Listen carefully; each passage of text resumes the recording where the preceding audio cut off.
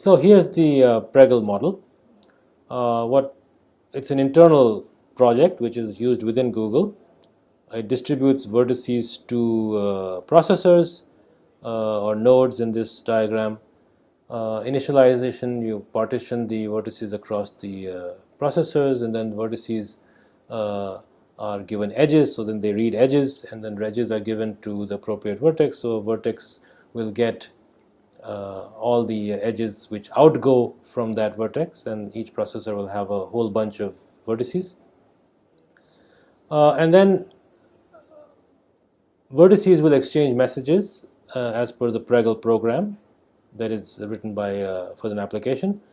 The nodes will, some messages will be exchanged within a node itself when the destination vertex is within that node, and others will have to travel between nodes when the destination vertex is actually on another processor.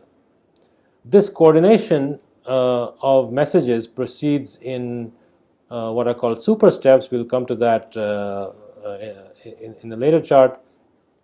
And so after all nodes have sort of delivered and received one round of messages, the master ensures that there is a synchronization across all processors, and then the next step proceeds. So everybody sends messages, then the messages get delivered, then again they do some computation. There's everybody sends messages, messages get delivered, and so on and so forth, until there are no more messages getting delivered. We'll see examples of algorithms implemented using this Pregel model in a bit. There are different implementations. Pregel itself is internal to Google, as we mentioned just a minute ago. Giraffe is an open source implementation of the Pregel model built on top of Hadoop, but there are essentially only mappers and no reducers, and all the message passing communication happens through remote procedure calls. Like Pregel itself, Giraffe distributes vertices across nodes. GPS is another implementation of the graph model based on the Pregel paradigm.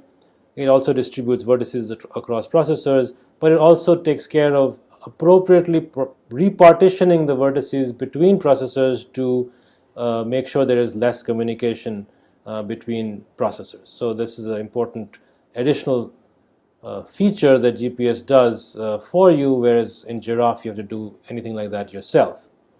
GraphLab is yet another graph processing model, very similar from the programming perspective to Pregel in terms of every vertex is a program, but in here edges are distributed across nodes. So the information about a single vertex is actually distributed across processors. This is quite an interesting model. Obviously, the architecture is very different from this one because you're not distributing nodes to vertices to nodes, but edges. We won't go into the great details of the implementation architectures, but we'll look at a few applications of the Pregel model to some interesting problems. So here's the Pregel programming model. Just like we had the MapReduce programming model where you had to write a map function and a reduce function, here you have to write code for every vertex. Each vertex executes code once the graph is loaded, and the assumption is that the process of loading the graph makes sure that each vertex knows its outgoing edges. It may not have any idea about its incoming edges, but it knows its own outgoing edges. Vertices are distributed across processors, so each processor executes the code for all its vertices. So it does an update for every vertex that it has in what is called a super step. After the super step is completed, a second super step starts, and so on until the program halts, as we shall see in a minute. So each vertex first receives messages from all its in-neighbors, so whoever is sending it messages on its incoming edges, does some computation using these messages, and then decides to send some messages to its out-neighbors possibly. After that, it decides whether or not to halt. What a halt means is that a vertex stays inactive once it's halted unless it receives a message from some other vertex in the future. If this does not happen and all vertices are halted, then the computation halts. So the master, as we mentioned in the previous chart, is responsible for making sure that the messages are sent and received from vertices, as well as checks whether or not all the vertices are in halt state. If they are, then it ends the computation. So let's do a couple of more examples using the Pregel programming model to solve a few important problems. A simple one is called max node. Essentially, given values across all the vertices, we would like to find out the maximum of these and make sure that every vertex at the end has the maximum value across all the vertices in the graph. So this is the simple program. You send your value along your outgoing edges and then start receiving values from incoming edges. For each incoming message, if you get a value which is greater than your value, then you replace yourself with that value and continue that and don't halt. But if you did not get any message which was greater than your value, then you halt.